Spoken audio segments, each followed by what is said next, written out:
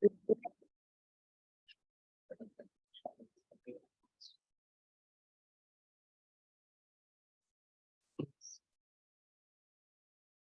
afternoon, everyone. Welcome to the NUS Libraries Biodiversity Seminar Series. This first talk in this series for 2023 and will be followed by another in the last quarter of this year. Please look out for more details on our website or social media account. We are delighted that you could join us for this fascinating talk titled Botanical Texts and Spaces in Singapore by Dr. Chee Kien. He will be elaborating about the roles and histories of botanical spaces as related to texts and how they shape our understanding today. Our speaker is a well-known architectural and urban historian.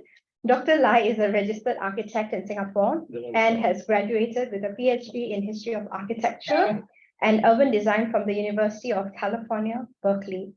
He researches on histories of art, architecture, settlements, urbanism, and landscapes in Southeast Asia. He has got several publications, out of which many of them have won awards. And now it's my pleasure to invite Dr. Lai to share his thoughts on this interesting topic. Yes. Thank you very much, Tina, and thank you to Central Library NUS and to all my friends who are here. And of course, among the audience are the real experts of this topic. So, when I was asked to speak on the topic, let me. No, not this one. Not this one.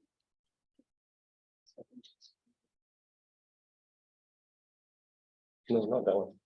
This one. Yeah.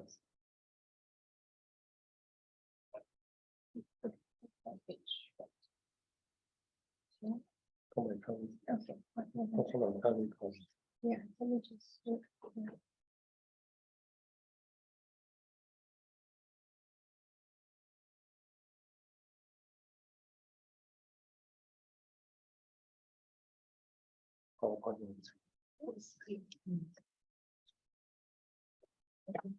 Yeah.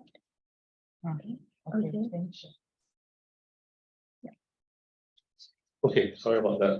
So I thought perhaps something to do with spaces, since this is the field that I'm more familiar with, and how the botanical texts have, helped me shape some ways of finding out things, learning about things, and this session will be mainly divided into two parts.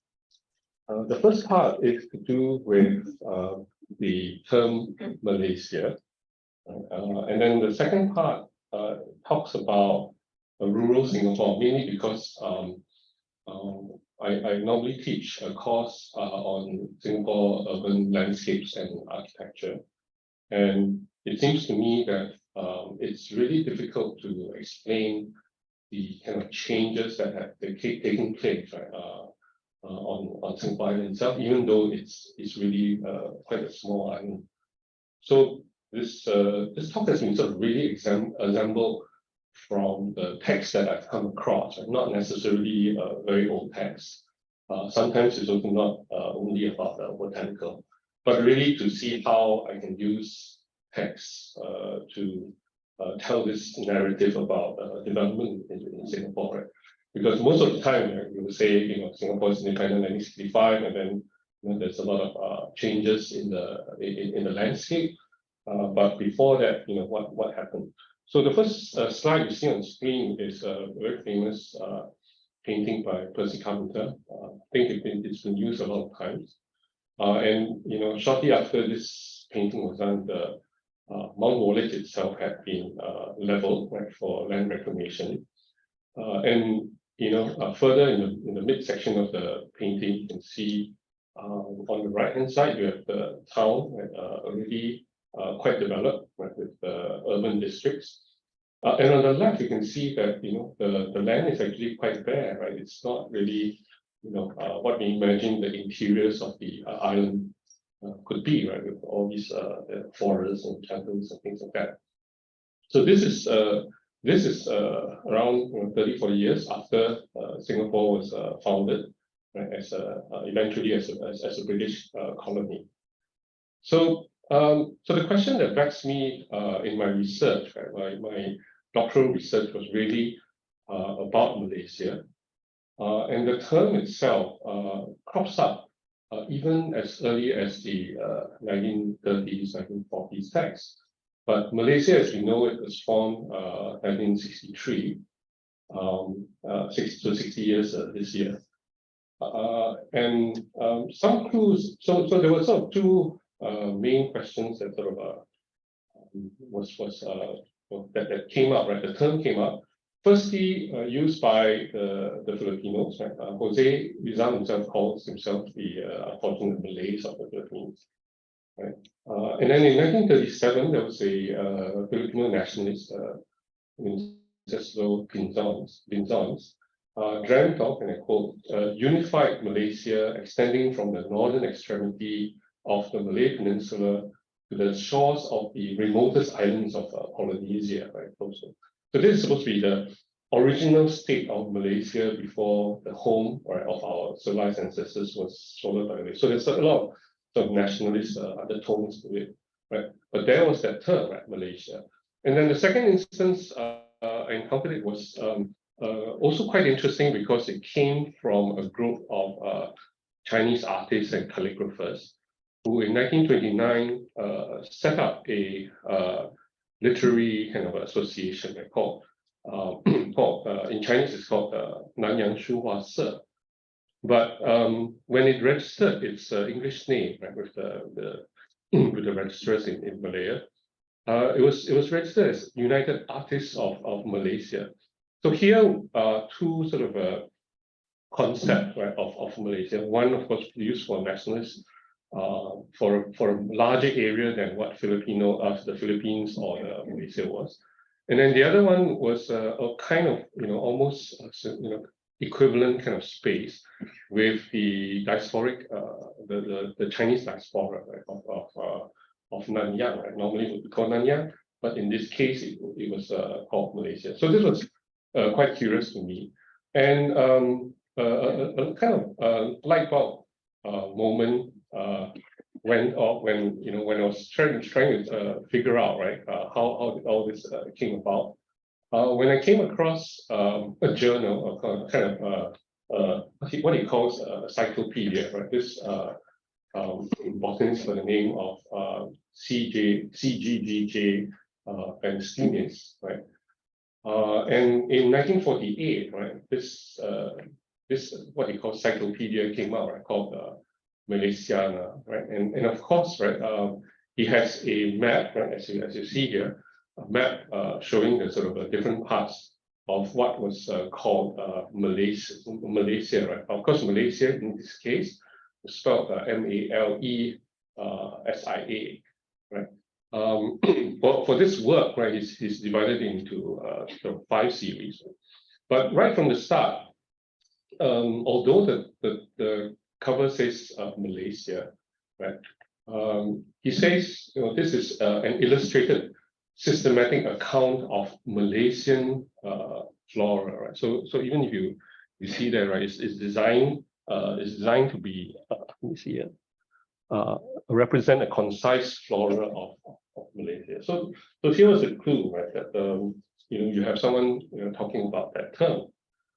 And of course, right, if we think about that, and he explained, right, that the term Malaysia, MalesiA, was first used by a Swiss botanist, right, by the name of Heinrich Zollinger, right, who had used it as early as 1945, right? And then, of course, subsequently he has other works, right, that use that term. So this Malaysia was really a biogeographic term, right? As you can see with this jigsaw of sort of the different areas of the world that it was part of, and you can see the shape that is presented here, kind of more or less matches what what Vestinis has presented. And of course, in the region, there have been other names for it, right? Alfred Russel Wallace calls this area, of course, the Malay archipelago. Of course, it's well known for his the line. And of course, there are other lines that subsequently sort of make differentiations, but this was that line phase. And of course, right, all these areas that he has mapped out, right, what he calls the Malay archipelago, because of the sort of a very specific ways that the lines are drawn. There are 5 groups according to him, and according to his description, these are the different areas, right, that form what he calls the Malay archipelago, right? But what Zollinger and Vestinis calls Malaysia. So in this in this Malaysia or the Malay archipelago, right? What I found useful for me in my research on tropical architecture is that the tropics itself, right, this part of the world, but also other parts of the tropics, is often seen, right, in these kinds of opposites of paradise and danger. Right? On the one hand, right, these are sort of what are subsequently called birds of paradise, but on the right, you can also be bitten by an orangutan if you're not careful. So that's that sort of tropes are actually quite interesting for me.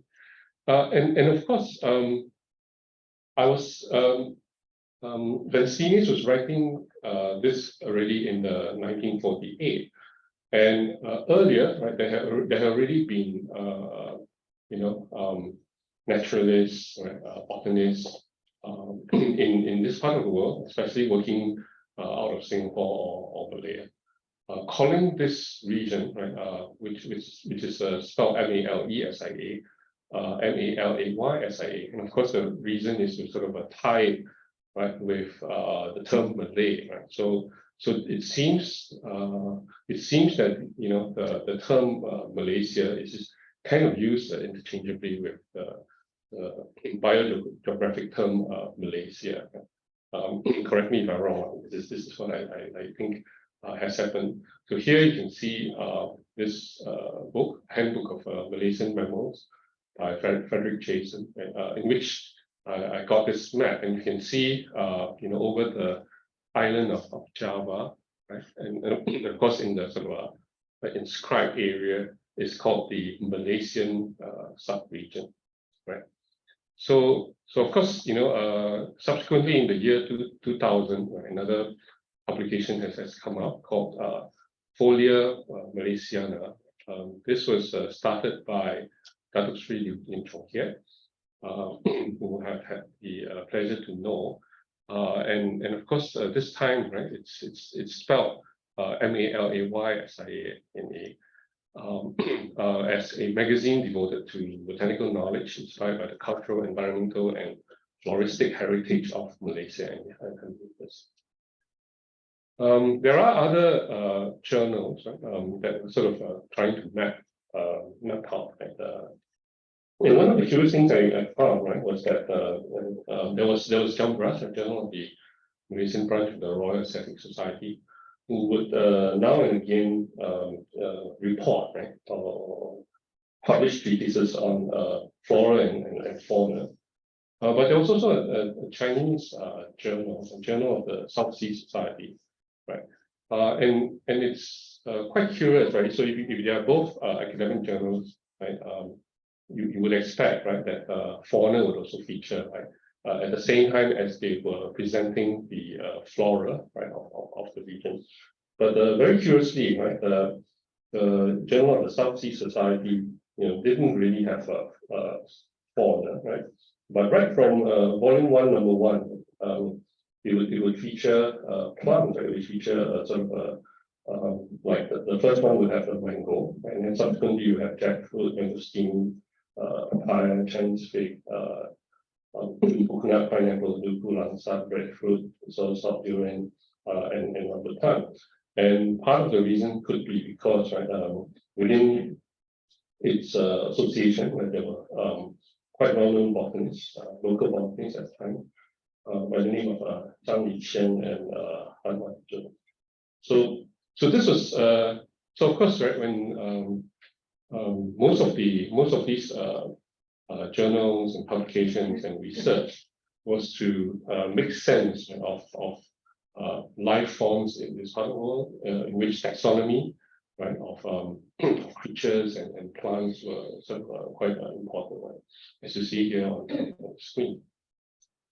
And of course, that of course would be connected to the sort of first space that we were sort of quite interested in, which are the different botanic gardens, right, that have been set up, right, partly right to grow some of these plants, but also partly to sort of have all these research, right, made on them.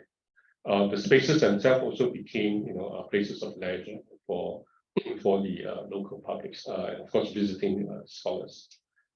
So accompanying that, right, something that's also related to the promotion on sort of more popular scale would be the agricultural shows, right, and the sort of societies and associations that promoted them.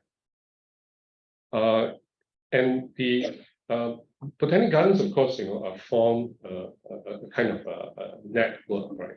So within the British Empire, there would be the Kew Gardens. Excuse me, are you recording this? No, taking photos. Oh, okay. And so you would have Kew Gardens within sort of the whole structure of the British Empire. And then, of course, there would be sort of all these subsidiary botanic gardens. Right here, you see some of them, right? Sri Lanka, Hong Kong, Singapore, of course, and then, of course, you have that one I can't remember, Brisbane, right? So there was sort of a form connection back to Kew Gardens, but of course, within the botanic gardens, there would also be correspondences and dealings, and plants would be shared, right? So these tropical areas of and their plants would be important enough for Kew Garden to set up, right? The glass houses that would create the humid atmosphere for tropical plants, right? And on a smaller scale, right, some of these plants, right, if they were not seeds, were then sort of transported, right, and moved around in what I call Wardian cases, right, to sort of move these things around. So there's this flux, right, there's this movement of plants, people, researchers, right, explorers, and in Flora Malaysiana, they had sort of this on the right. You see a kind of a portrait, right, of all the botanists in Southeast Asia at the time, and the research, right, as it reports, right, is focused in 3 of them, right, the Bureau of Science in Manila, the Royal Botanic Gardens in Bogor, and then of course the Botanic Gardens in Singapore, right. So this is where a lot of the scholars would congregated too. Even Raffles himself, right? Students are always look at me in puzzlement when I tell them that Raffles really wasn't really interested in Singapore. He was actually much more interested in finding new plants and naming plants after himself and getting to know the circle, right? Especially with Nathaniel Wallich, right? Who was I believe, right, from Qatar, and then he had subsequently connections with Joseph Banks and Robert Brown at Kew Gardens. But he also had, under his employment or influence, right, different researchers like Horsfield, right, and sort of French, and of course Joseph Arnold, who helped him look for the Rafflesian plants. So on his 3 trips, right, most of the time, right, he would sort of be trying to look for plants, right, rather than really sort of governing Singapore, right, which I think is quite a misconception, right, that he really cared for Singapore. Anyway, don't quote me on that. But if you look at the early setup, right, this is the on the top left is the Raffles and Jackson Town Plan. Right? So this was the only time that when Raffles was really sort of serious about getting this town sorted out, so to speak, right? And he formed a asked Lieutenant Jackson to form this town plan, and you can see that in the green outline was an area marked out for botanic and research purposes. And of course, subsequently, this was then moved to near Napier Road, and with Wompo, right, giving up some of his land for the setting up of a Singapore Botanic Gardens tree, which you now see here in the picture. So this is really end of part one, right? Which really sort of attempted to sort of satisfy, why this name, right, Malaysia had been used in sort of even before World War II, because Malaysia as a nation state only came to being, right, when Malaya was merged, right, with Sabah, Sarawak, and Singapore in 1963. And of course, when this political name was given, right, then of course, it sort of subsumes this other spelling, right, or use in botanical terms, and therefore subsequently most of it would then go back to MALESIA, right? But of course, you have the publication called Folia Malaysiana, right? So this is related to mainly sort of my curiosity about how that term Malaysia came about, and how subsequently it also intersected, right, with all of these botanic spaces in Southeast Asia. So the second part really is it's really also to sort of satisfy my curiosity, because in teaching about the use of space in Singapore, we often concentrate on the urban part, right? So we have urban redevelopment authority, right? But we don't have a rural redevelopment authority, which I have been encouraging you already to set up. Mainly because there used to be a rural board, right? There were a large section of Singapore that was rural in nature. And if I were to sort of share ideas about how the island developed, the rural has to be made clear, right? At least for myself, if not, to share with students and other people that would be interested in. So for a long time, we looked at the town planning, right? But I was very interested, right, whenever opportunity comes up, to look at the areas, right, outside of firstly the sort of early town, and subsequently, right, what is marked up as the municipality of Singapore. So here goes. So I'm going to use various texts that I've read, right, mainly because I'm not really well versed in the subject. But I find that even by just reading these texts and connecting them, that some picture of rural development can be made, right? So really, and some of these texts I actually found only in the Central Library in NUS. So I'm actually quite indebted to NUS over the years, right? Looking at some of the texts here, as well as the student dissertations, which I think are not explored enough.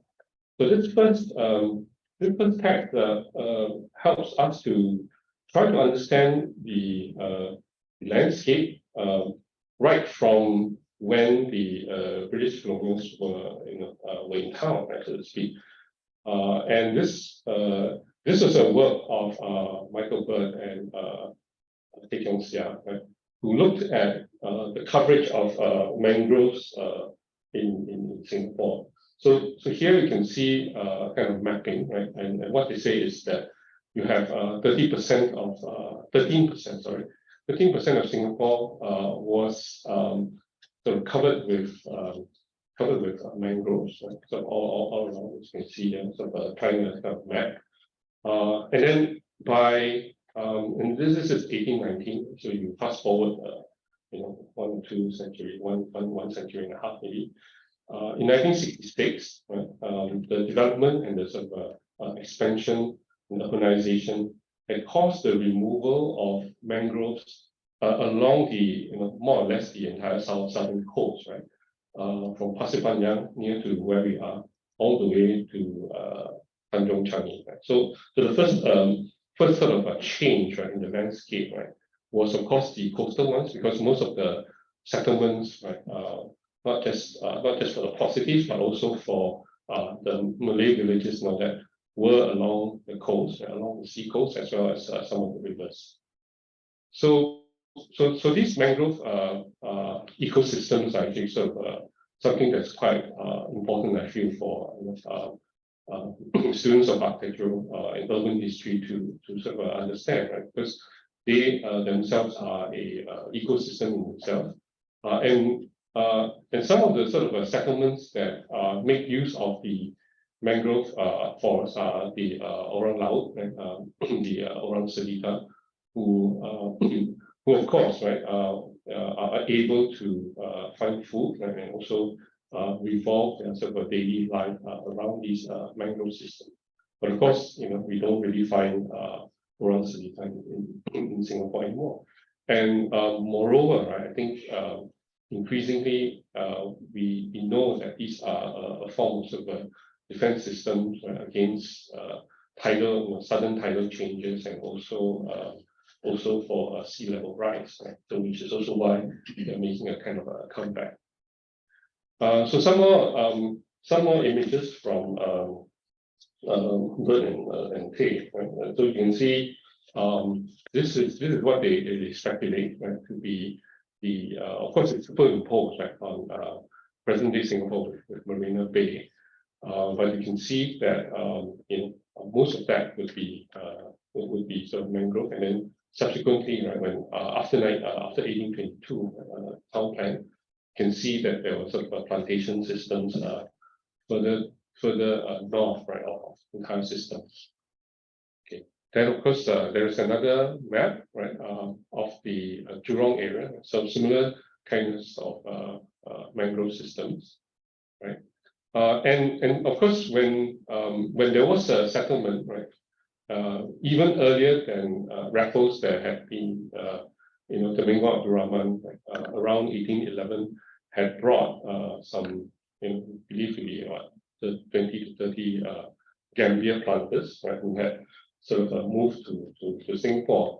So much so that when William Farquhar was sort of writing a letter back, right, in 1822, December of 1822, he says, and I quote, right, the first hill lying to the northward of the government hill is that of Sedigi, which this is of course the Mount Sophia in the Mount Emily area. On clearing the country at the commencement of the establishment was found to be occupied in the western side by a Chinese planter who had formed a Gambia plantation there. The eastern half of the hill is at present occupied by Captain Flint, and was a primitive forest which had caused to be partially cleared at the government's expense to the extent of about 33 acres.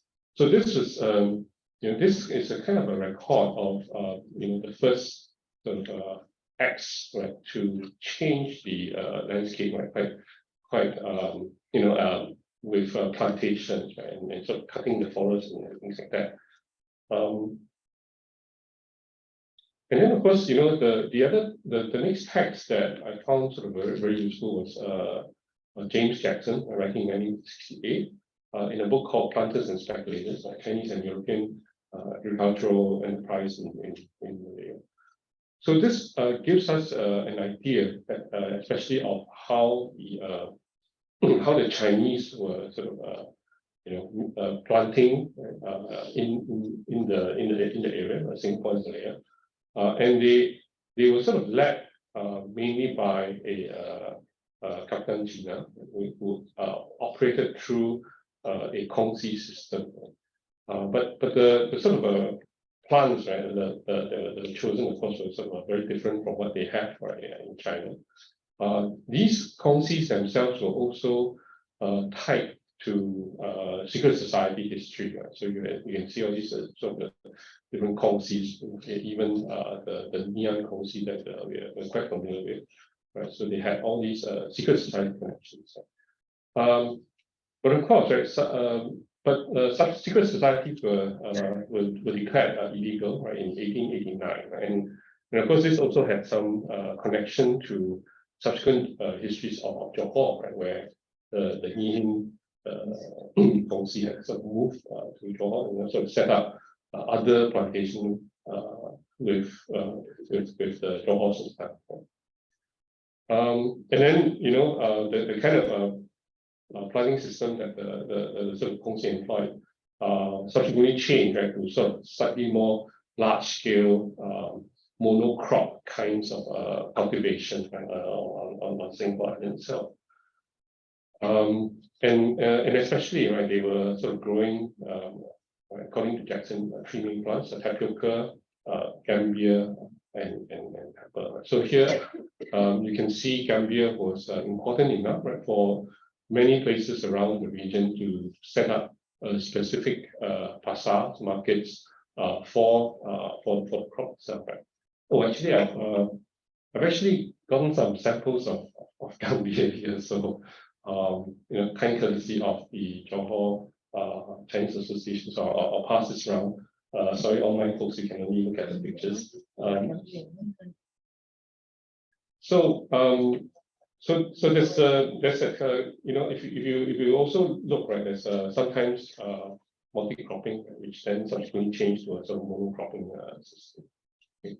So this gambia and pepper, kind of, sorry, this kind of planting, right, seems to be a kind of different cultivation as well, right? Because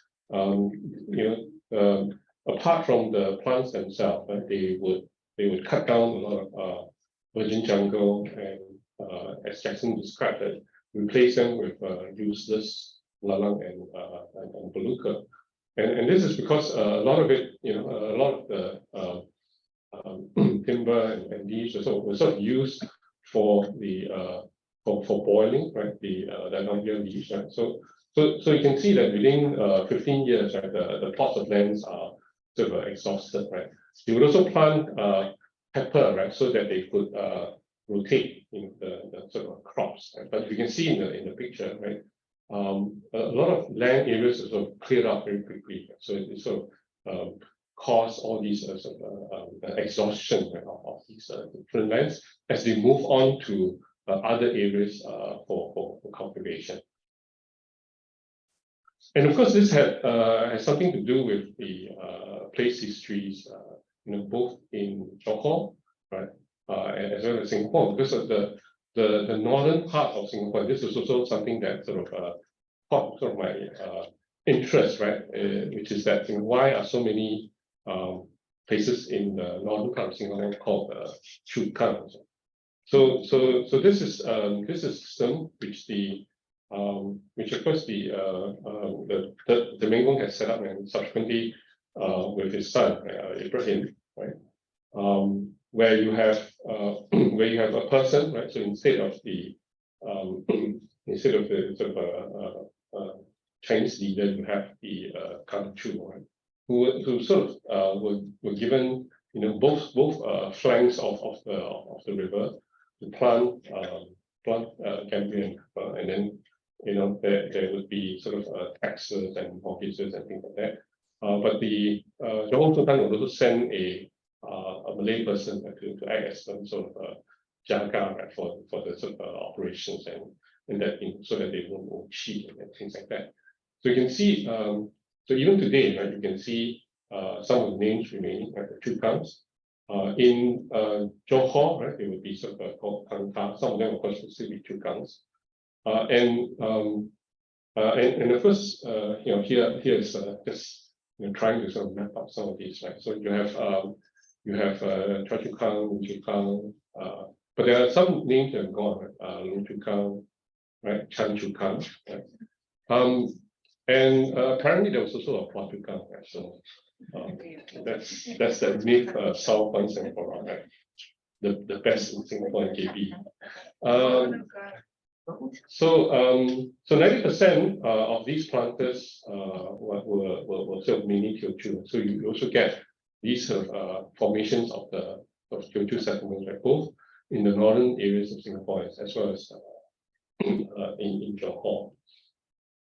Okay. So this is a this is sort of a description of by who's that guy now? This is a description that suggests how the sort of state was, right? That you have Munshi Abdullah, sorry, my memory is really getting quite bad. So this is Munshi Abdullah's account, right? That in 1824, right? 5 years founding of Singapore, he sort of made a trip to some of these plantations, and he mentions, right, that he had to travel, right, almost a whole day, starting from 5 a.m. Traveling, and it was only 4 p.m. in the afternoon that they arrived, right, at the sort of so-called secret society, right, that's also linked to the plantations of the Tian Di Hui, right, with what he describes thousands of men living deep in the jungle, right, owning plantations, majority living by robbery, piracy, and murder, right. And curiously enough, that place was called Tang Leng Tua, right, something to be maybe researched, right. And of course, you can see that there are different groups of people. There are sort of huts, right, with sort of men swarming like maggots. Right? But this is a description of sort of interiors and one of those places at that time. Okay.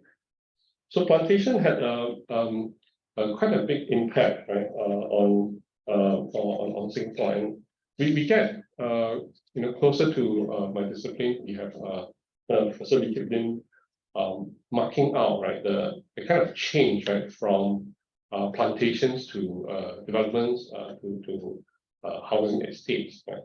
So he sort of reports, right, that by 1835, Europeans were planting nutmeg and other spices on a commercial scale north and west of the town. Okay. Much of the forest, particularly in Tanglin, had already been cleared by Chinese squatter Gambia and cattle planters. So if you look at this Orchard Road, right? So earlier on, we had this experimental botanical gardens on this side, right? And then of course this road, Orchard Road, which of course follows follows the sort of stream, right? There was this stream that was running across, right? Eventually became Orchard Road, and you can see that it was a stream which supplied, right, water for the nutmeg plantations on both sides of Orchard Road, right? So for some reference, this is the Teochew burial ground on the left-hand side, which of course subsequently became the area known as Neon City. Right? So you can see these different areas are sort of cut up, right, owned by these different owners, and of course some of them have given the names, right, to the places as well. So this is Oxley in the bottom. You have Cuppage, you have Carney, which is of course subsequently Cane Hill, right, and then of course you have Prinsep and so on and so forth. So it started out with nutmeg, right? But and of course, right, you can see, although these are just just paintings and drawings of the estates, but you can also see that the land is clear, right? Cleared for the plantations. There would usually be a planter's house, situated most of the time on top of the hill, right? But this is also the kind of impact that you have, right, with plantation culture on the land. Right? So they were happy, sort of, with nutmeg. But in 1860, what happened was there was a blight, right? There was a disease, and they had to quickly change their mind. Right? So from nutmeg plantations, they had to sort of subsequently cut up the land, right? Sell them off as housing. This is the start of the change in use, right, from plantation land into housing estate. Right? So a lot of these people would buy these different plots, right, and they start to build bungalow houses and things like on the different sorts of plots of different plots of land. So this is so while this is taking place, right, the area around town, right, which is close to the Singapore River and sort of Orchard Road area. You can see, right, in 1836, right, so this is an earlier map, but you can already see this map by George Coleman of 1836, right. It shows the sort of area. So this gridded road, of course, is the extent of the old town, right? And then, of course, the town plan, right, sort of also designated the areas, right, around the town to for agricultural use, right, or agricultural experimentation. So if you examine this map, right, the interesting thing would be that there are different kinds of plantations. Like you have cereal, you have paddy, you have vegetable gardens, right? You have sugarcane, cotton, gambia, and nutmeg. Right? So you can and even thriving kind of rotan industry. Right? So the Singapore doesn't really have that much rotan, but it will be sort of brought to Singapore, right, made into furniture, and then sold back to the Indonesians or Malaysians, right? So eventually the trade died out, of course, right? And you don't have that rattan trade in Singapore anymore. Okay. So there was also this subsequent expansion of these plantations to the three directions, right? To the west, to the east, to the north. And so this was so to the northwest, right, the slightly low-lying lands between Serangoon Road and Kallang River, right, originally was a swamp, right? So it had to be sort of developed, right, including and sort of 30 years later, you have Joseph Balestier, the American Council, tried to speculate in sugar planting, right? And then, of course, to the west, right, there were starting to be all sort of these coconut plantations, and also to the west, right, closer to where NUS is. Okay? And then starting from 1840 onwards, were also the first internal roads that were built, right? So you have the town, we have all these plantations starting to move out, right, in all of these directions. But you also started to have the first road, which is Serangoon Road, right, 1840, getting to the sort of northern areas. Partly, of course, because there were already planters here, right? They had to access them. The British wanted them to pay tax, right? Because they weren't paying tax before, right? So you have Thompson Road, you have Tangi Road, and then you have Bukit Timah Road, right? So these are sort of four roads that sort of started to be major roads that started to build. Closer to NUS, right? This is the Pasir Panjang area, was a sort of land belonging to Tan Kim Seng, right? And here some on the left are some old postcards. You can see right, that this is eventually sort of became South Buona Vista Road. You see the rows of sort of pineapples that are sort of being grown, right? Then of course to the west, right? These are all photographs of Franco Estate, right? This is you can see sort of it doesn't look like it, but you have a harvesting of coconuts, and the different 6 varieties of coconut we are told, right, that were harvested. And then of course other kinds of estates, and you have Wongpo, who presented land for Botanic Gardens, also setting up, right, his own house and kind of gardens in itself, right, where you have all these sort of curiosities of a botanical nature, and also sometimes, right, wild animals like tigers being kept. In the north, right, I've also sort of done some research on this person by the name of Han Kan Wei Chun, who bought land, right, to exclusively grow rambutans by sort of making sort of hybrids, and also at the same time sustaining his research interest, right? So actually this was a kind of a life model that was modeling after, right? So that you can do your own research. But of course, I can't plan from so.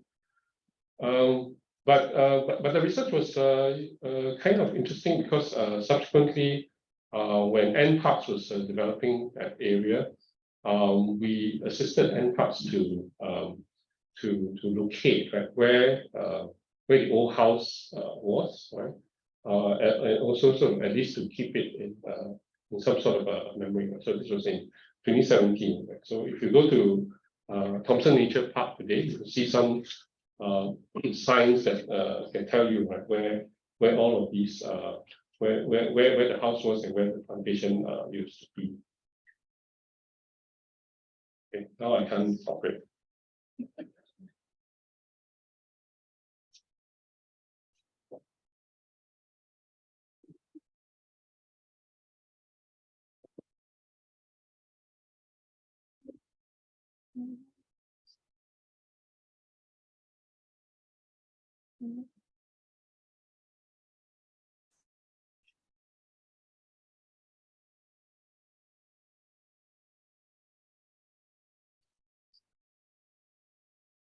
Sometimes it's that's just really things as they are, like in nature. Still can't.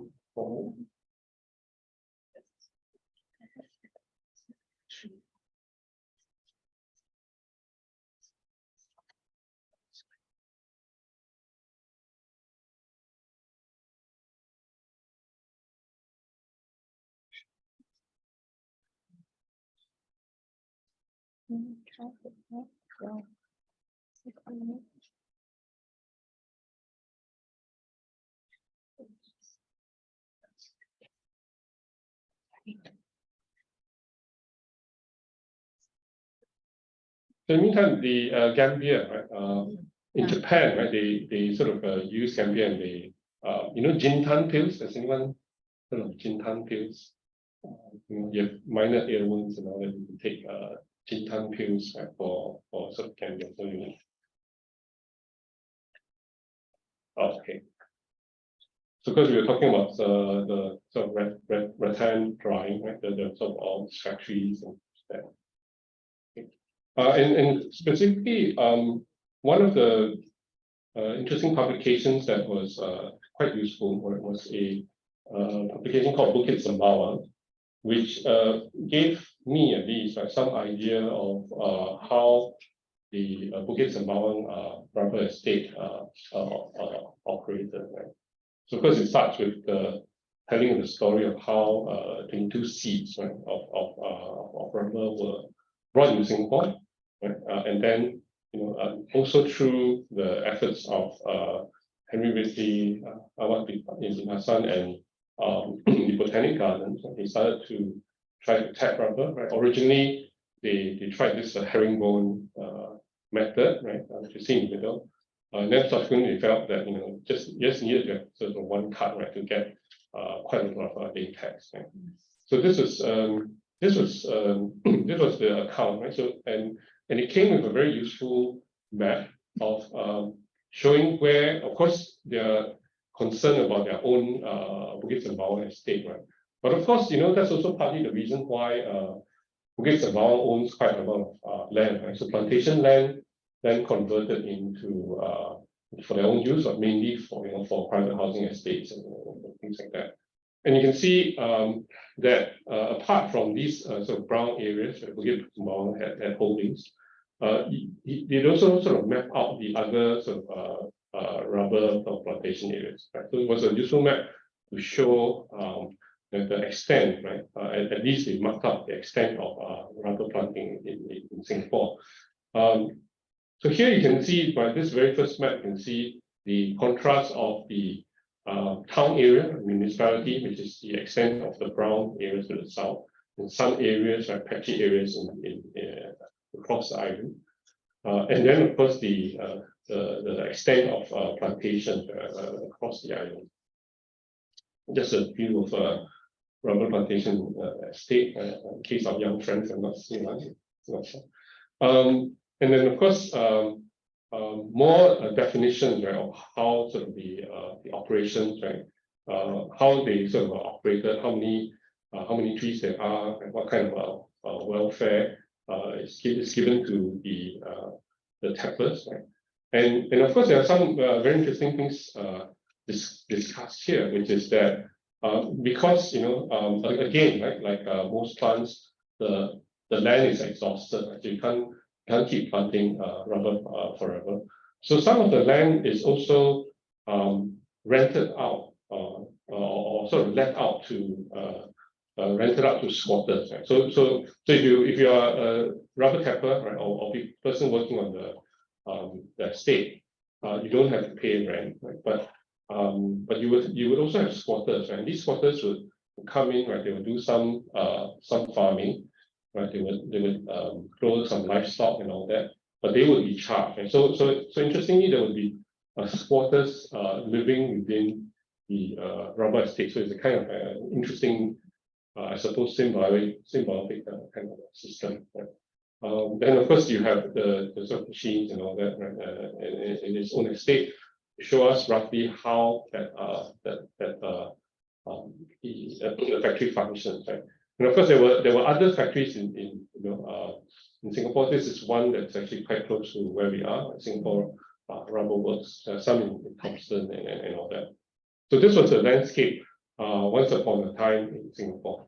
So even if you look at this this map, right, that was drawn up, what started out, right, on the top right, you can see what started out as a Singapore town, right, and how developed. That really, right, compared to the rural area, it's actually not as big. Okay, it's really not as big. And of course, right, we talked about the rubber, and that the book is quite useful.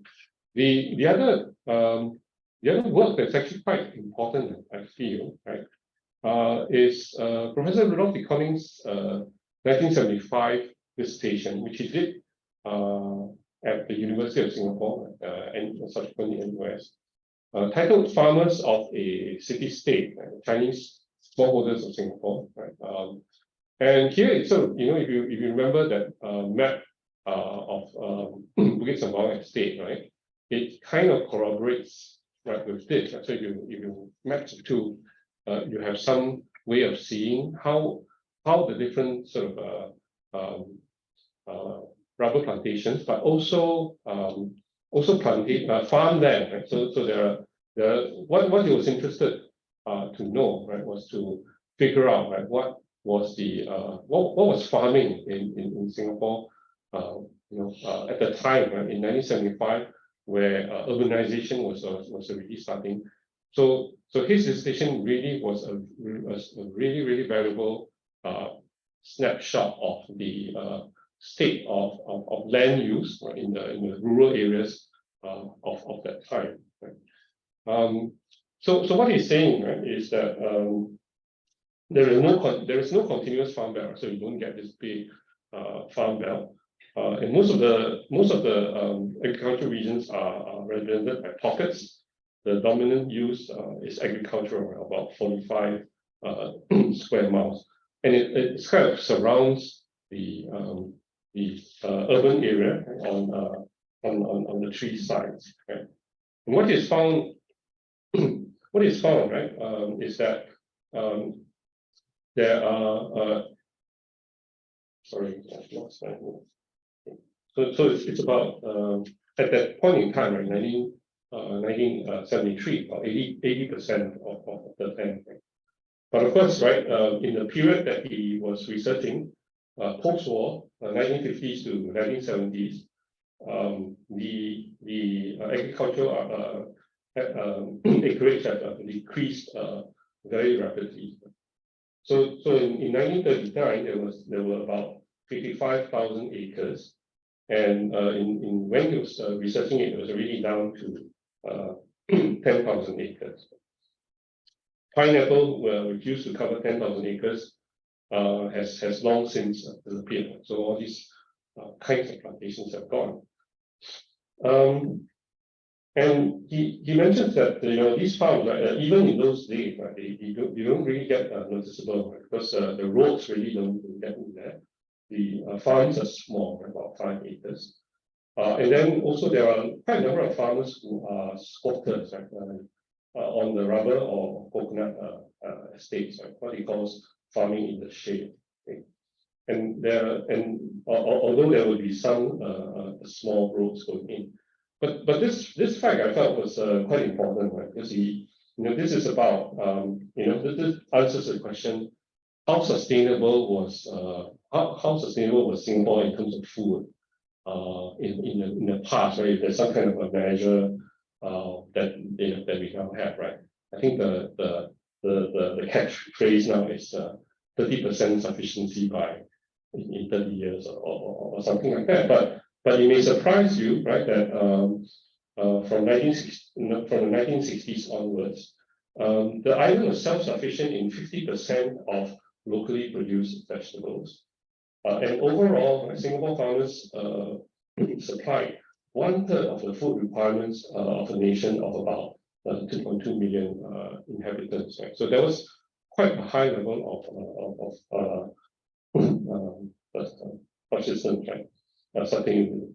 So this was then of course he looked at the nature of the farm, and he says that the Chinese account for 74% of the of people, right, living in the rural areas. There were also some other sort of Malay groups, and there were not that many Indian groups. But most of the Malays would not be engaged in farming activities, but would seek jobs in the city. So in other words, they live in the rural areas, but they commute to the city to work. So his conclusion was that most of the farming was conducted by all these sort of Chinese farmers, which also sort of made them important, right? And in terms of category, right, there are 3 types, right? First of all is the market gardening type. So you have small plots of land growing vegetable. You have about 4,000 to 5,000 square meters. So this is the densest form, right?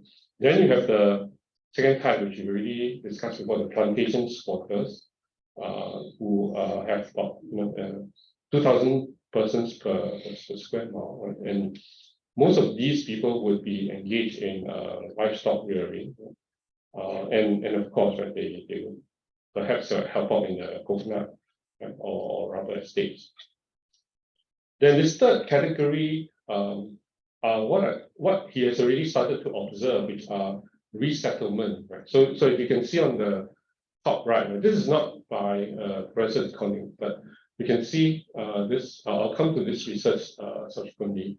From the sort of 1960s onwards, and especially 1970s period, people were being resettled.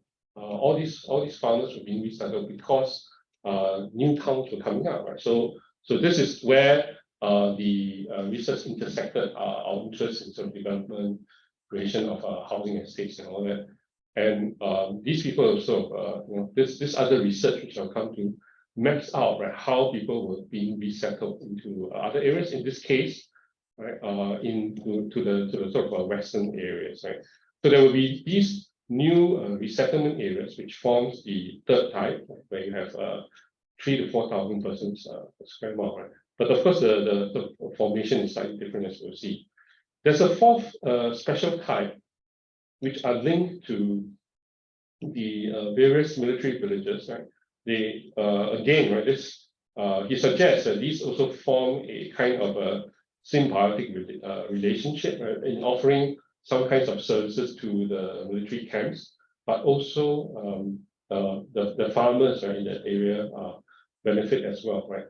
And he goes on to actually even suggest that this became what he calls a plural society, right, because you have the British, right, European soldiers, but you also have the sort of locals, and you have Indian shop owners and all that. So it's describing these kinds of villages as some very cosmopolitan kind of spaces as well, okay, which is also a very interesting phenomenon. So these are some views, right, of the different types of farms there. Right? The landscape was very much different at the time. There's another very interesting publication that has come up, right, from retracing footsteps, and this is a very good artist who also has a very good memory of the Chee, which is the northern parts of Singapore. And here we see on the screen the sort of map, right? Kind of an aerial map, right? Which he drew, mapping out the kind of different villages, right? Where the different farmlands are, right? Some of them are sort of fish farms and prawn farms and like that, right? It's a very useful book, right? If you haven't seen it, right? Hopefully, it gets more exposure because I think it's done a very good job recording. I thought was what is in the land. And this other book, right, which was very useful, was a dissertation done also here on this campus as well, 1981, by To Ming Soon, right? I tried to track this person down, but it appears that he has worked. If it's not the wrong person, this person would have worked in the Ministry of Defense, right? So perhaps that's also why my messages and requests didn't get answered. But what Mr. To did was that in a kind of same kind of research spirit as Professor Conning, went to all of these farmlands and mapped out the sort of the different houses that they lived in. So this was really a kind of godsend to me, right? Because if we were to discuss architecture, in particular the vernacular architecture of Singapore, right? For the longest time, right, you of course we hear a lot about the shop houses, right, the townhouses. Then of course you have the sort of Malay kampong and kampong house and all that, right? But here was a form of vernacular architecture that was quite widespread in the rural areas of Singapore, which of course there are still some houses that exist, right? Maybe in Kampong Lorong Bangkok or Pulau Ubin. But this was a useful survey because Mr. To was able to sort of do a lot of research and sort of record it for us, and also to form some conclusions and ideas, right, of how they lived, how they were designed. And one of the things he mentioned was that they were based on principles of geometry. So they would have some form, of orientation in relation to feng shui or south-facing, overlooking open space and so on and so forth. Right? So he wasn't in the architecture department. I wish, of course, architects are not really that interested in this kind of vernaculars. I say that in jest, but here was an arts student trying to draw plans of the basic house form, which were very useful, right? Because he suggests, right, that most of these houses were rectangles, right, or squares, right. Some of them would have earthen platforms, like some of them would just ram the earth, right, so that to create a slightly raised platform. Some of them would concrete it, right, as you can see here. This is from Pulau Ubin, right? And then of course the difference, right, between a kind of Chinese farmhouse and Malay kampong house. Immediately you can see that most of them would build right onto the ground, right? Unlike the kampong houses which are sort of raised. Okay? And because they would be made from materials that are available, and so you would have timber, you have some bricks, right? Sometimes if bricks were used, right, because they were expensive, they would just be built right halfway, right, to the window sill level. And then of course you have either atap, right, which eventually got replaced by corrugated zinc sheets for the roof itself, right? So this the framework is actually quite simple. It's almost like a kind of a box, right? If you see on the bottom left, right? Then of course this sits on the ground. You can see some plinths, right, separating it. And then of course on the top left, right, you see the simple plan for the house. Right? So you can see how they have an entrance area. Usually it is on the long side of the house. Right? The entrance is in the long side. On one side would be the kitchen. Then the rooms would be arranged, behind this main kind of living space. And the living space would have a wall to place, ancestral figures and sort of different gods and deities that the family prays to. Right? Over the entrance would usually be kind of a signboard, which in Chinese they call it a tang hao, which also suggests to you the surname, right, of the house, very much like what you would find elsewhere, right, on shop houses and other diasporic Chinese kinds of houses. Then on top of this basic box structure, right, they would construct the boxes, and then eventually they would then sort of raise the roof, right, as you see on the right. So not bad, right, for a non-architectural student. And this was very useful for me, right? He maps most of the, he went all around and he looks at all the sort of different houses and comes up with different plans, right? And you can see a kind of very interesting progression as well. So when type A is the earliest, right? So you have a single roof, and then you have a rectangular plan, and then you can see that subsequently two things have happened. Right? One is that if possible, right? The yellow is living, the green is kind of kitchen, right? The pink, red ones are rooms, and then the light blue ones are the toilets and bathroom. So the interesting thing is that in type A, you can see that the kitchen is planned within that very strict rectangle itself.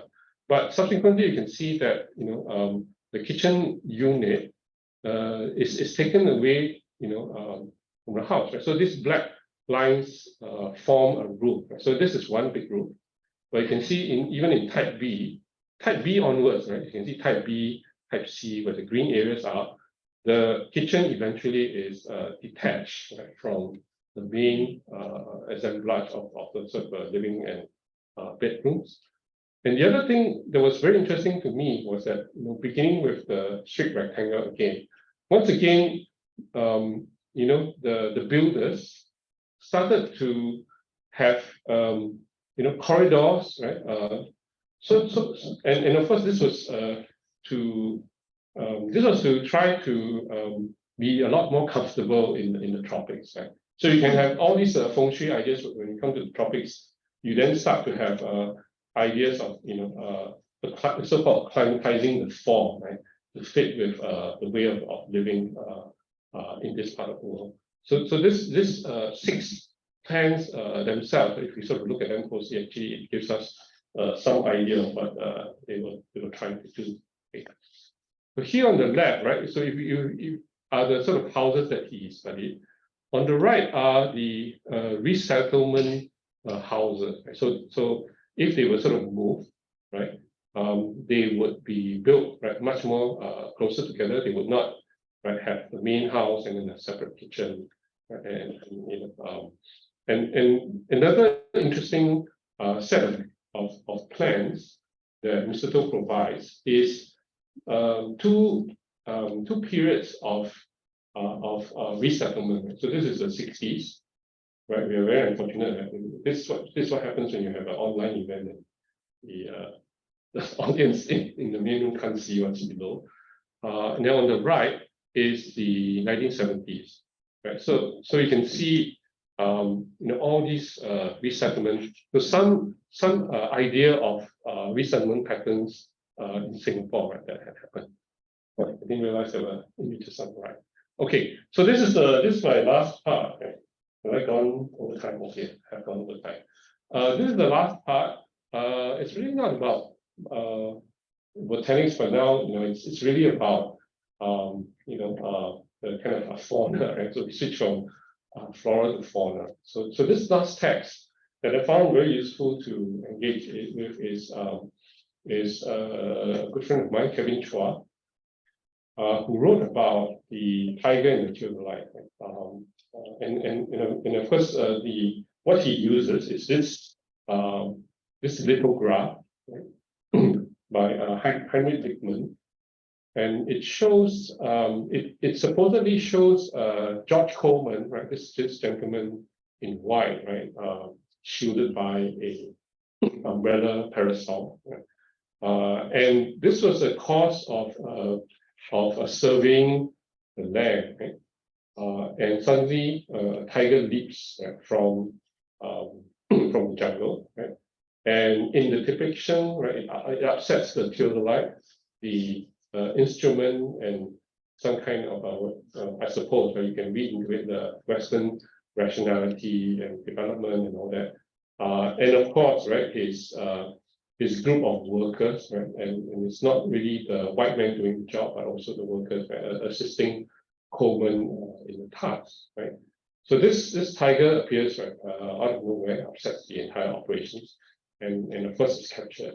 And according to a good friend of mine, right, this is also marked out in a town that we now call Ang Mo Kio, because Ang Mo Kio, the Kio doesn't really, from his account, right, and I believe it's true, in old maps you will not see Ang Mo Kio, but you will see Ang Mo Kia, right? Kia as in frightened, right? So this was, that spot where the Ang Mo got frightened, so to speak. But in any case, right, this was kind of recorded, and it was a time, right, where there were quite a lot of tigers on the island, right? So this is an account. This is an account of another tiger attack. This is by Henry Keppel. He suggested there was this district of Seranjong. I don't know whether it's Seranjong, right?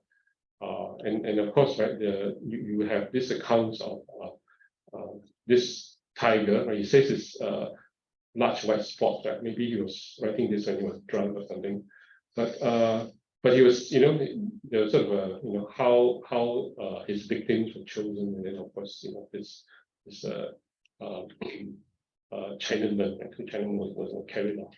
Okay, but I think the point about this development is this, right?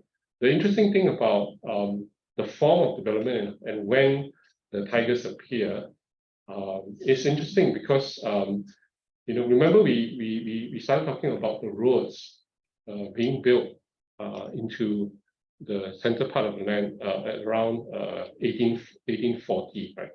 But the appearance of tigers, in contact with humans, started in 1839. So just before these kinds of roads were built in.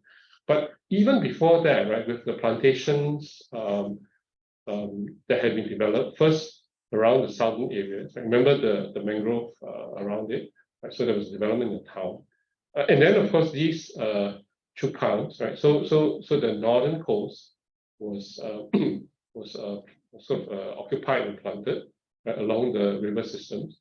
Along the southern coast, the mangroves were sort of cleared, and now, right, in 1840, the lines of the roads started to encroach, right, into the form of the island itself, as if there were bars on the tiger's cage, right? Finally, enclosing this creature, right, and for it to be in contact with humans.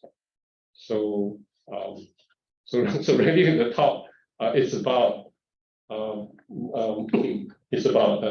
text and spaces in a very in tangential way, but it's mainly how these texts, and of course with the help of NUS Central Library, had answered my two questions. One of the question of Malaysia as an area, and also how to explain the development of the rural area in Singapore. Thank you very much.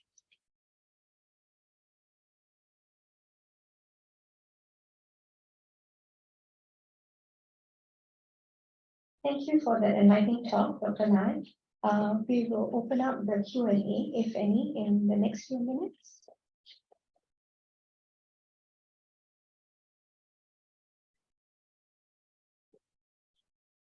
By the way, this is a photograph of Potong Pasir. This is a Potong Pasir and photograph of some kids, right, playing with whatever they are doing, and then you can see the conditions of Potong Pasir at the time.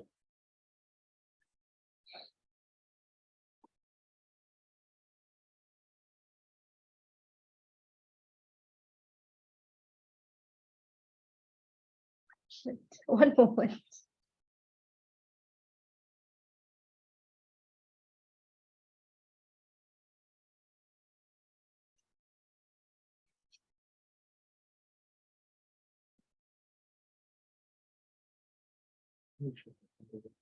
Yeah, yeah.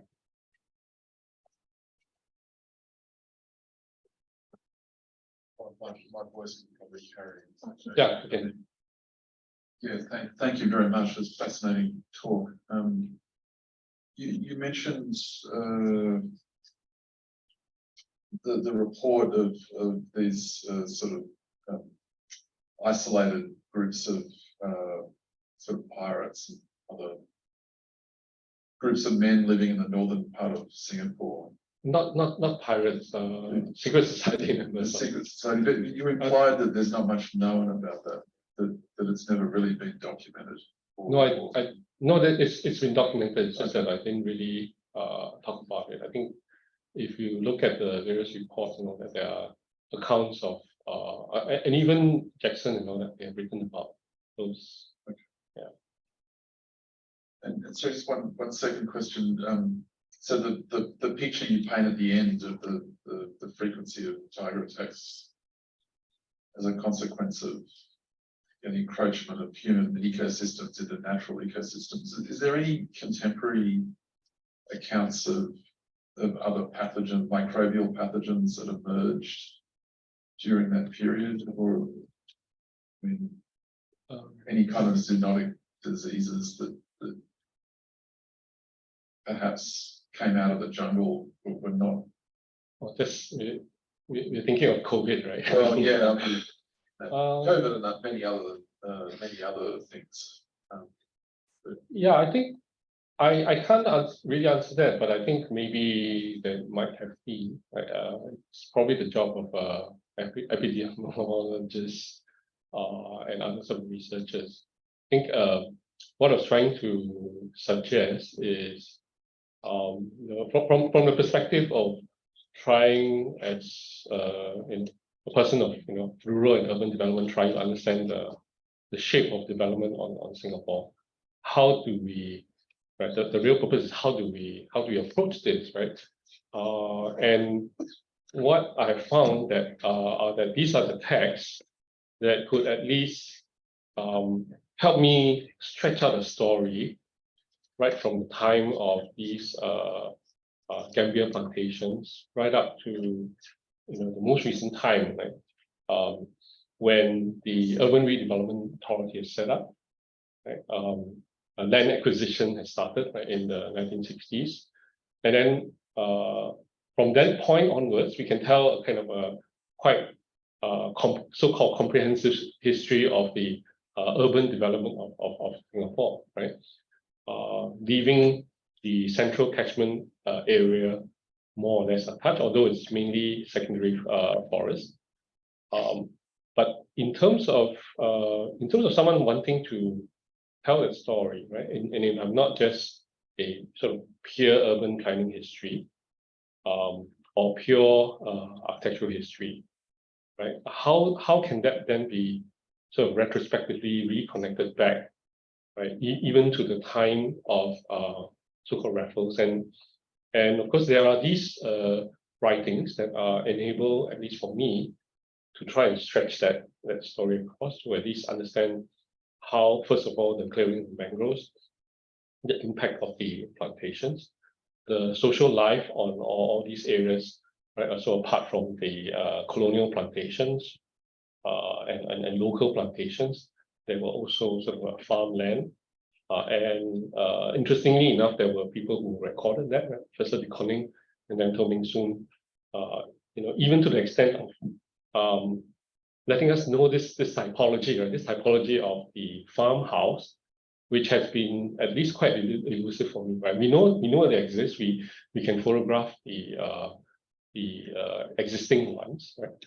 But at least for someone to come and say, and just to provide, say, okay, these six plans, right? Tell us what has transpired. These are the most common types, and even from these six plans, we can kind of tell some kind of interesting story about its architecture as well. So that's what I've been able to do.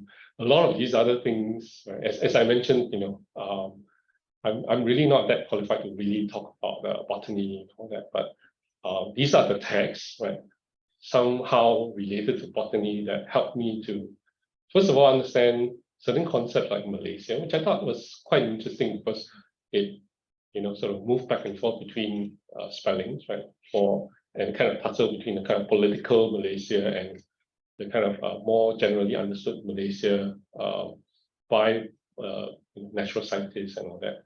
And then, of course, in my own capacity as as a person trying to understand Singapore's developmental history, how to tell that story from the rural perspective and not just only from the urban perspective, right? Which we have a lot more writing. Hope that answers, right? I'm no epidemiologist. No, I just thought it was a very interesting point you made at the end. Yeah. But yeah, I thought that if you look at that, I mean, it's just a kind of trying to say that it's kind of symbolic cage, right? That you would now, so if there were tigers, and there were tigers on the island, right? Then what the development also mean, right, in terms of that, rather than from the sort of agricultural perspective. Are there any other questions?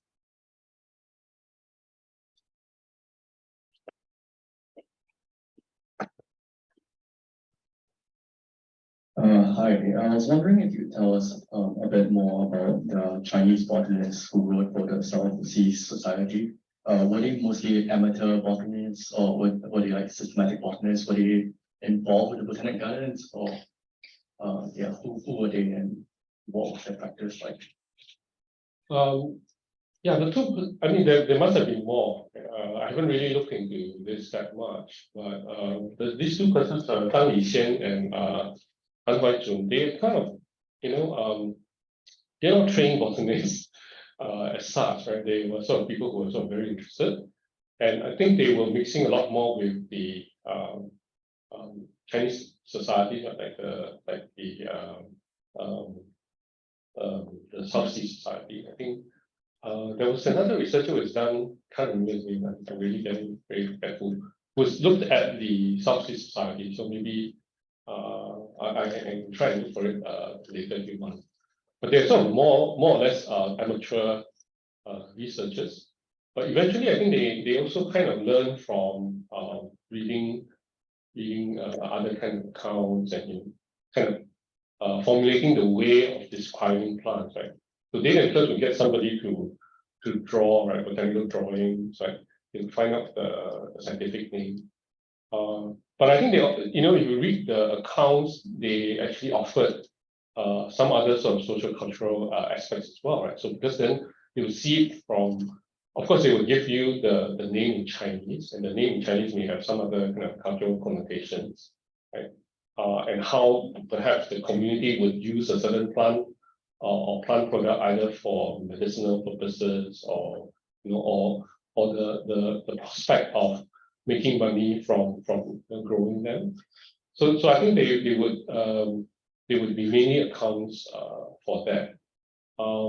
The person I was very interested in and wrote a little bit about was Han Huaizhun, because he set up this rambutan plantation, right, where Thomson Nature Park is, and in fact he wrote a treatise on growing the best rambutan, right, how to shape the land, right? Because he was quite conversant in chemistry, right? Started out in a medical office, right, which was a kind of a dispensary.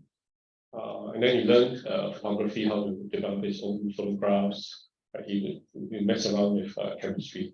So he would use a lot of scientific methods to also shape the landscape.